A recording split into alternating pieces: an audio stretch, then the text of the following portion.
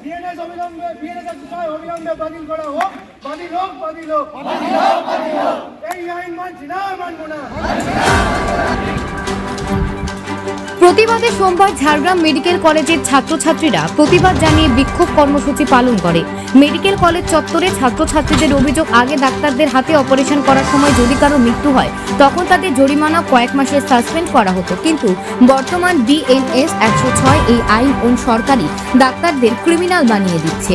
এখন যদি কোনো ডাক্তারের হাতে কোনো পেশেন্টের মৃত্যু হয় তাহলে জরিমানার পাশাপাশি সাশ্রম কারাদণ্ড হচ্ছে। এই আইনের প্রতিবাদে আজ তারা হাতে প্লেকার্ড নিয়েছে। এই আইন প্রত্যাহারের দাবি করে কলেজ চত্বরে বিক্ষোভ দেখায়।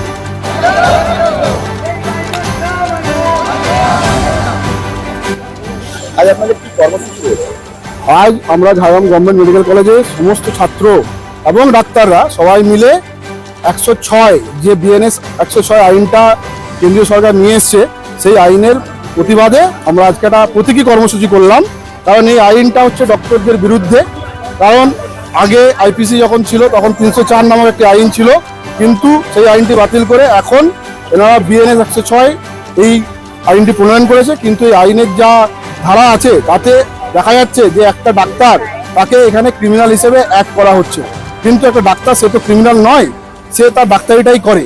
সেই জন্য আমরা এই যে আইন 106 বিএনএস 106 এর তীব্র প্রতিবাদ জানাচ্ছি। সেই নিয়ে এই কর্মসূচি ছিল আজকে।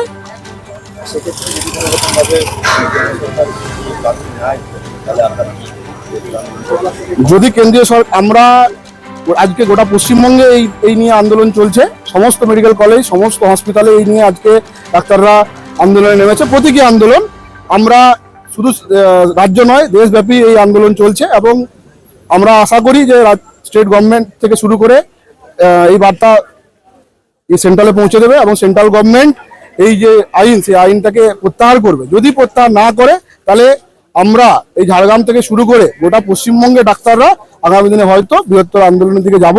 কিন্তু বৃহত্তর আন্দোলন বলতে কি, আমরা কোনো পেশেন্ট পরিষেবা বন্ধ রাখবো না, আমরা আমাদের এই প্রতীকী আন্দোলন যে সেই আন্দোলনের ধারা বজায় রাখবো। আগামী দিনে এই আন্দোলন আমরা চালিয়ে যাব। আমার নাম ডক্টর স্বর্ণদীপ মাইতি।